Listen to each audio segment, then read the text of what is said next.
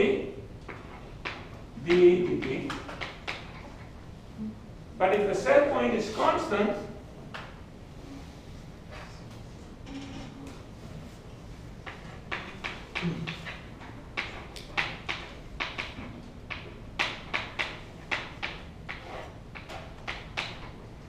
so if the set point is constant, piecewise constant, what is the derivative of y set point dt? 0, right? If my set point is piecewise constant, and this is y prime set point, constant, constant, constant, okay? Then the derivative of the set point is 0. So this would be minus tau d dy prime.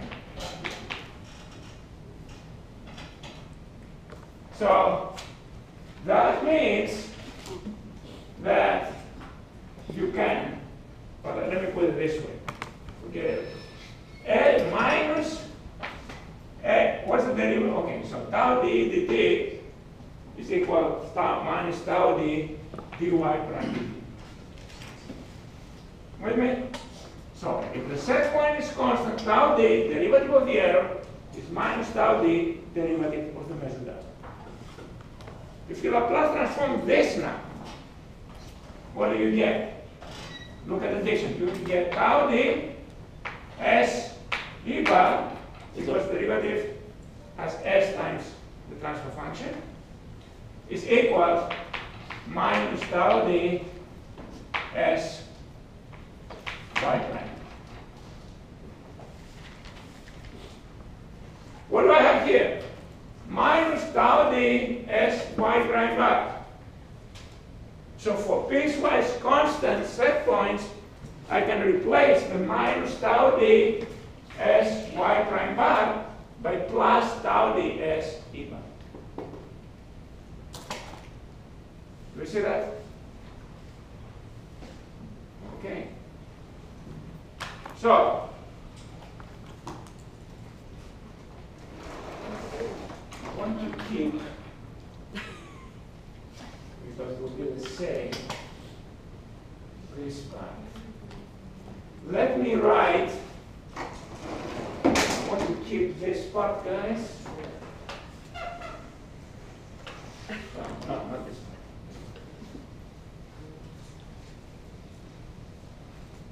I want to keep this part, but we'll refer to it.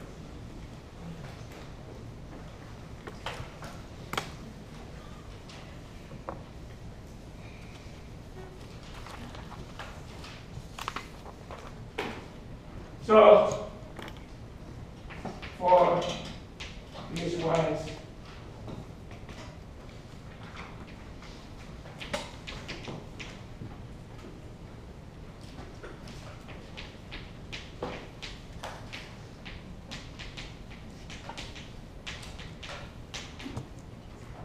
therefore G becomes Kc E bar minus tau s, tau d s y prime bar becomes plus tau d s e bar over tau d over dg s plus 1. Or factor out e bar, Kc times 1 plus tau d s over tau d over dg s plus 1 e bar, and make it common denominator, and you have Kc times tau d over dg plus tau d s over tau d over dg s plus 1, and I can leave it, well, okay, let me factor out the tau d.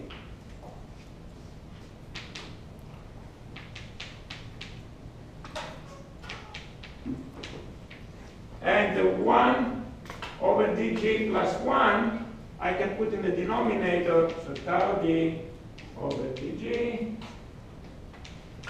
s plus 1. Well, no, actually, this is tau d times 1 plus 1 over dg s over tau d over dg s plus 1 equal. Okay? So that's the G signal.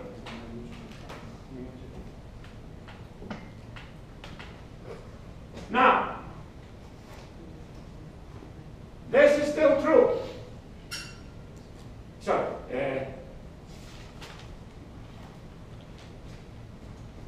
That G comes here. And I have U prime bar equals G plus R. I write U prime bar equals G plus R somewhere here? Or did I already erase it? Should I write it? Yeah, all right, continue. So we have that, right? Okay? No? No, yeah, just tell me reason. Let's wait.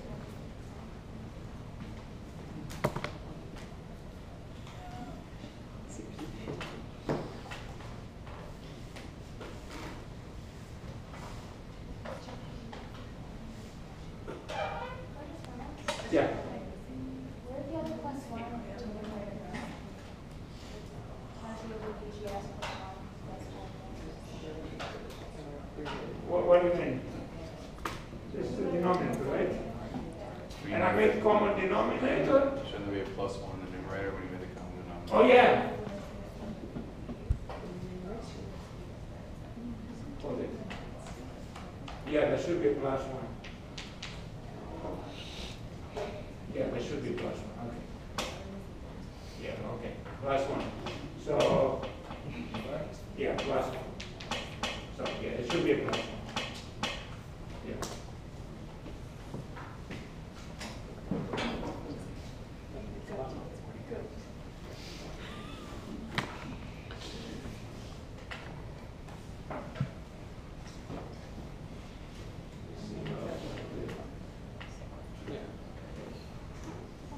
Yeah, okay.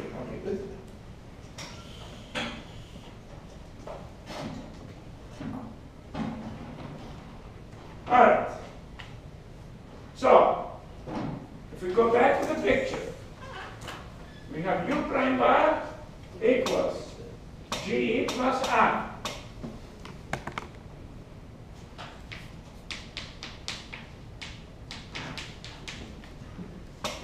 Okay? G plus R. The R is 1 over tau is plus 1 U prime bar when it's connected. So it's going to be Kc times tau d over d times 1 plus 1 over dg times s times s plus 1 over tau d over dg s plus 1 d bar plus the r is 1 over tau I s plus 1 u prime. We'll do the same thing we did before, isn't that? So if you move this back to the left-hand side, you get 1 minus 1 over tau I s plus 1 u prime bar equals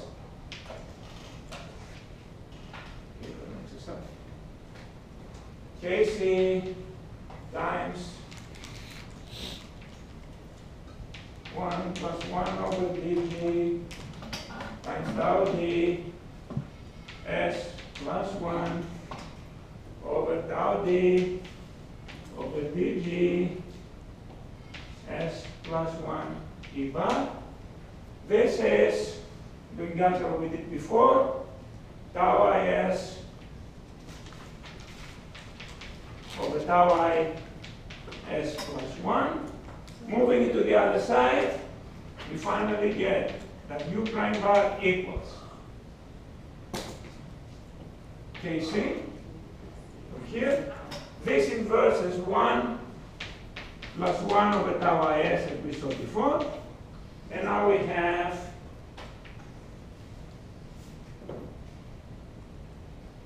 one plus 1 over dg times tau d s plus 1 divided by tau d over dg s plus 1 and E bar. And the last thing I want to do is rename this as tau d nu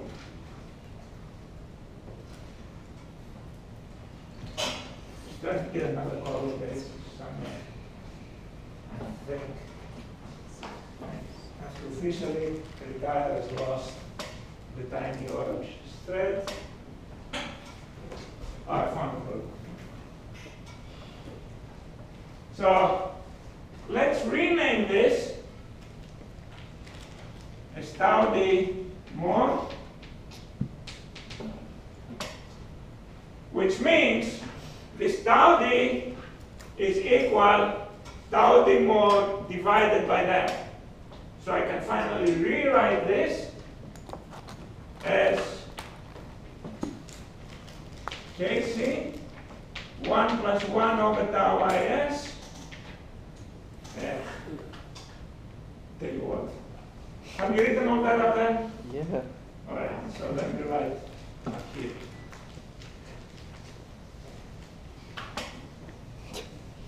So you can read it almost home. So, equals Kc 1 plus 1 over tau is tau d more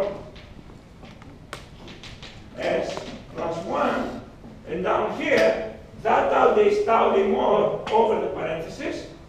So tau d more, but if I actually in front, the 1 over dg times 1 plus 1 over dg, tau d more,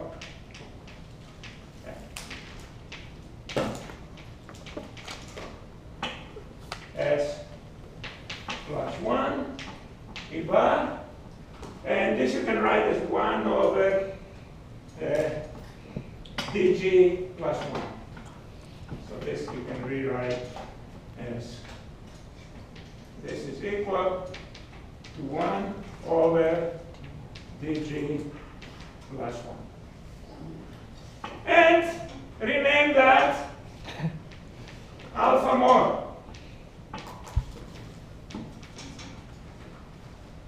And now let me roll up the screen.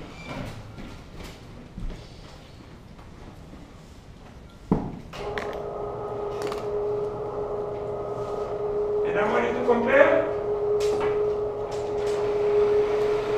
that equation with this equation. What do we have? Kc times 1 plus 1 over tau is. Tau d more s plus 1 over alpha more tau d more s plus 1. Beautiful. Okay? It's the commercial controller, a little bit convoluted, but alpha is 1 over dg plus 1. So that's the tau f. The tau f, alpha tau d more, this product is the tau f. You see that? It's equivalent.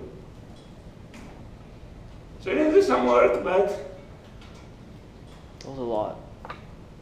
no. Anyway, so an example of a commercial controller, and you saw that it is an ideal PID times a low pass filter. It's funny because when I first came here in 1992, all I had taken was a control class, and my Rutherford was then a mathematician and said, and never mentioned anything about commercial PhD being different from ideal PhD. I knew it was ideal PhD. And there was a commercial representative who came my very first semester here to show what he had. And I complained to him that his control was not true PhD. Didn't know any better. He didn't know how to answer me. That's the bad thing. He was a salesman, he didn't know any better. All right. Okay, I have a few things now I want to do to wrap up the class and actually give you a better tuning method for first order plus time delay. If you scroll down those notes, the same notes I had before, which had a different title perhaps, has also the last control tuning method we're going to talk about. That's only for first order plus time delay models. So if you don't have first order plus time delay, the method we have learned is Ziegler-Nichols. This is better than CONCO, okay? It's also plug and chug, and it boils down to this recommendation. What they have done, some of you are taking the Koopmans optimization class. This is the result of optimization. They have taken first order plus time delay models, and they have looked at minimizing a performance measure. They used an interesting performance measure, integral time absolute error. The performance measure used, integral time absolute error, minimizes the integral from 0 to infinity. I always struggle to choke before I even took it out.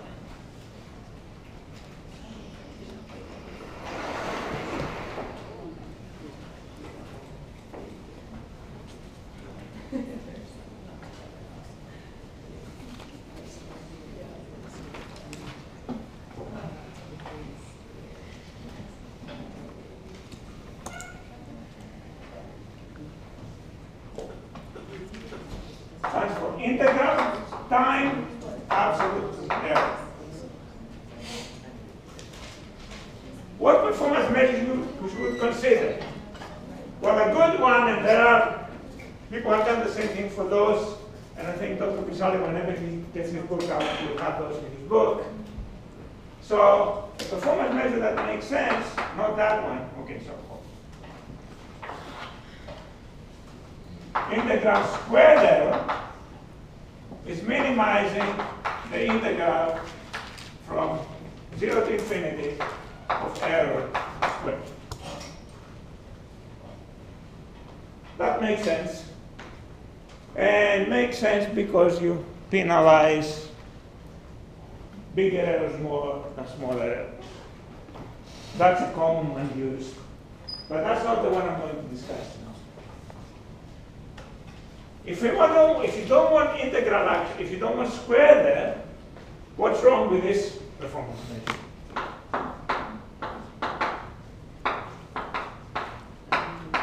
Why is that a terrible performance measure? What's the optimum for this?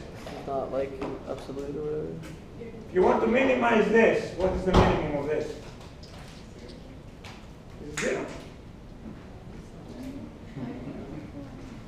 Someone say negative something? Ah, excellent. Excellent job, Caitlin. Exactly, negative infinity. Just make your error very, very negative. You're minimizing negative infinity. Remember, error can be positive or negative. That would have been a disaster. That would have been okay with absolute value. That would make sense. Without the absolute value, it wouldn't make sense. Squared doesn't need the absolute value. Okay, because both positive and negative errors, squares are positive.